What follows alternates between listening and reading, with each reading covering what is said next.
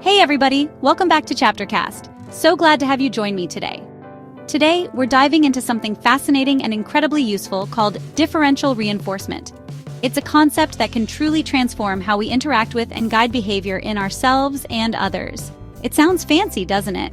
Like something you'd hear at a psychology convention. But it's really just about encouraging good behaviors.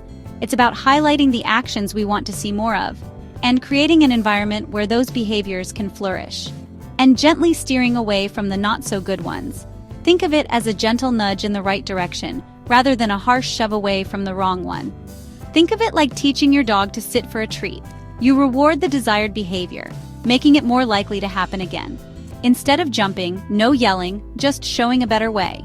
We focus on reinforcing the calm, sitting behavior, making it more appealing than jumping. We'll break down the main types. We'll unpack each strategy and see how it works in practice. DRA, DRI, DRO, and DRL. Each one has its own unique approach to encouraging positive change. Don't worry about the jargon. These acronyms might seem intimidating. I'll keep it simple and fun. We'll ditch the technical talk and focus on real-world applications. Imagine you're a gardener, tending to your garden of behaviors. Instead of yanking out weeds, which can be disruptive and even damage the surrounding plants, you focus on making your flowers thrive. You nurture them, give them sunlight, and water them regularly, so the weeds fade away. As the flowers grow stronger and healthier, they naturally outcompete the weeds for resources. That's what we're doing, growing the good stuff. We're cultivating positive behaviors and creating an environment where they can flourish. This isn't about being perfect, it's about progress, not perfection. We all make mistakes, and that's okay.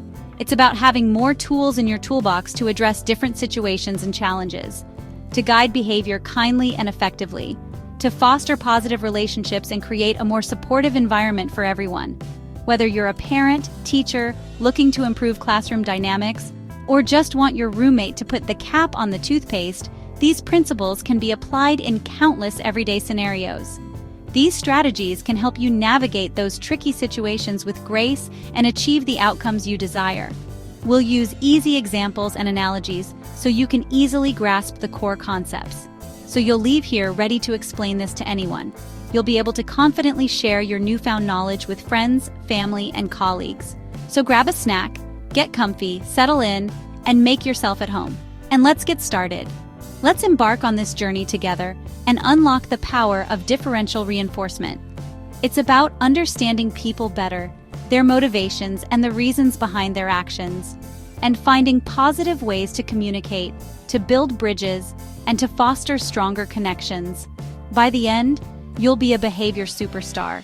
You'll have the knowledge and skills to make a real difference in the lives of those around you. Let's do this. Let's dive in and discover the amazing world of differential reinforcement.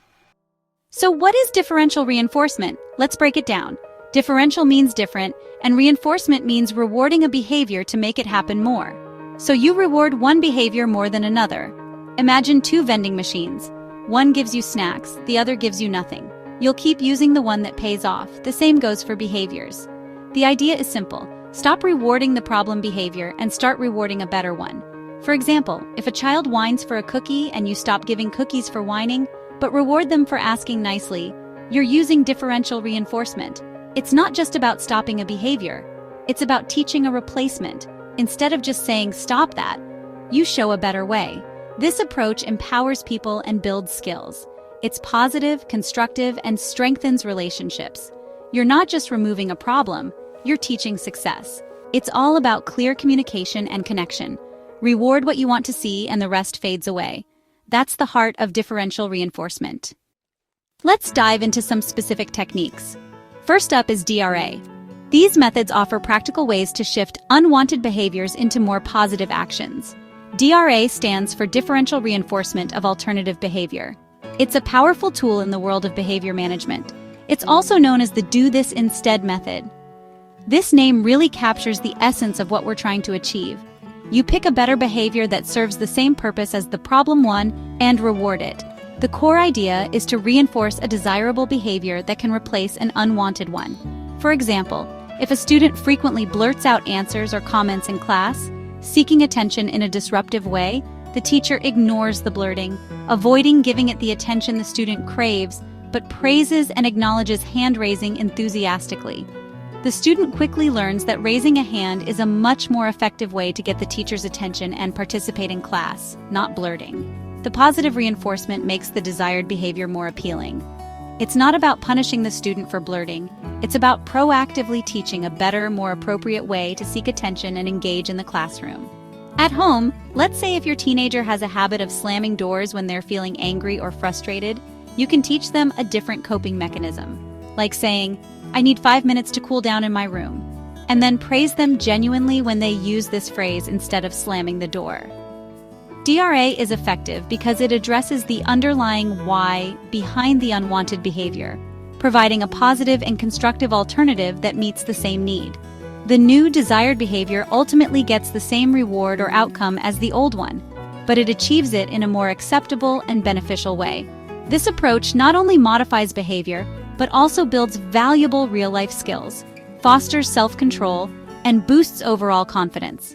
It's fundamentally about replacing an undesirable behavior with a more positive one, not simply suppressing or removing the behavior altogether. DRA is a versatile technique that can be successfully implemented in classrooms, in homes, and virtually anywhere you're looking to guide and shape behavior in a positive direction. Remember, it's about creating a teaching moment, not simply administering a punishment. You're actively helping someone develop the skills they need to succeed and make better choices, rather than just pointing out what they shouldn't be doing. The key to DRA's effectiveness is to consistently reward the alternative behavior you want to see, and at the same time, minimize attention to the problematic behavior. Over time, with consistent application, the positive and reinforced behavior will naturally win out, becoming the dominant response. And that's the real magic and transformative power of differential reinforcement of alternative behavior. Next is DRI, differential reinforcement of incompatible behavior, or the can't-do-both technique. Here, the new behavior is physically impossible to do at the same time as the problem one. For example, a child can't run around and sit in a chair at the same time. If a child fidgets with hair, give them a stress ball to hold. Can't twirl hair and squeeze a ball at the same time. Reward the incompatible behavior, and the problem one disappears. This works great for motor-based behaviors. It's similar to teaching a child to keep their hands in their pockets instead of hitting. It's simple. Make the right choice easier, and the wrong one impossible. DRI is about redirecting energy into something positive. You're not just hoping for better behavior, you're making it happen by design. That's the power of DRI. Now let's talk about DRO, differential reinforcement of other behavior, or the anything but that strategy. Here, you reward any behavior except the problem one for a set time. For example, if a child goes 2 minutes without whining, they get a reward. If they whine, the timer resets, no punishment, just another chance. DRO is great when you want to reduce a tough behavior, but don't have a clear alternative yet. It's about rewarding the absence of the problem, not a specific replacement. Over time, you increase the interval, making the good stretches longer, simple, effective, and focused on success. Last in our main group is DRL, differential reinforcement of low rates of responding, or the chill out a little approach. This isn't for eliminating a behavior, just reducing how often it happens. Think of a student who raises her hand too much. You want her to participate, just not every second. Set a limit. Share your ideas up to 3 times this activity, and you'll be our star helper. DRL is perfect for behaviors that are fine in moderation, asking for help, telling jokes, or getting a drink. It teaches self-control and balance. You're not saying don't do it, just not so much. It's like a speed limit for behavior. DRL helps people pace themselves and learn moderation. It's a respectful, positive way to guide behavior. Timing your rewards is absolutely key when implementing differential reinforcement of other behavior, or DRO. It's not just about giving rewards, but about you give them. The timing can significantly impact the effectiveness of the intervention. Think of it as planting a seed. The right time ensures the best growth. This is especially crucial with DRO. The whole premise of DRO hinges on the timing of the reinforcement. There are a few ways to do it. Fixed and variable schedules. Each has its advantages and is suited for different situations. Understanding these schedules is vital for successful implementation. Fixed interval DRO means you set a timer, a predetermined amount of time. If the problem behavior doesn't happen for 5 minutes, reward. It's a consistent and predictable schedule. This can be particularly useful when first introducing DRO. Fixed momentary DRO is like a spot check, a quick observation at a specific point in time. When the timer dings, if the behavior isn't happening right then, reward. It's not about what happened during the interval, just that specific moment. Variable interval DRO changes the time, introducing an element of unpredictability. Sometimes 2 minutes, sometimes 7, the interval varies around an average. So the person never knows exactly when the reward is coming. This uncertainty can help maintain the desired behavior more consistently. Variable momentary DRO combines surprise timing with spot checks, making it even less predictable. When the random timer goes off, if the behavior isn't happening, reward.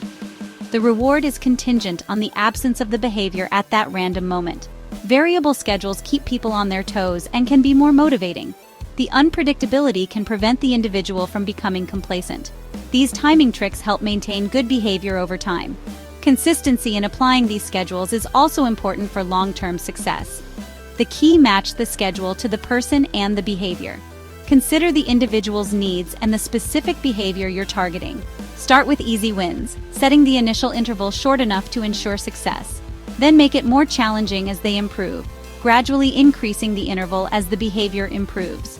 The right timing makes reinforcement powerful.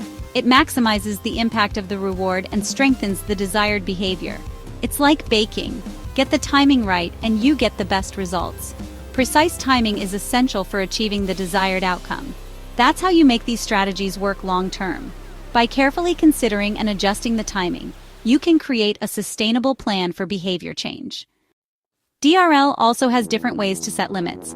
Full session DRL, set a total limit for the whole session, like only leaving the table twice during dinner. If they meet the goal, reward at the end. Interval DRL, break the session into chunks, maybe 1 drink per 10 minutes. More chances to earn rewards along the way. Spaced responding DRL, reward for waiting a certain amount of time between behaviors, like waiting 5 minutes before raising a hand again. This teaches pacing and patience. It's not just about less, but about better timing. Each method helps people find a healthier rhythm. DRL is about balance, not restriction. Let's recap. DRA and DRI are for teaching new, better behaviors. DRA is do this instead. DRI is can't do both. DRO is for rewarding the absence of a problem behavior. Anything but that. DRL is for slowing down behaviors that are okay in moderation. Chill out a little.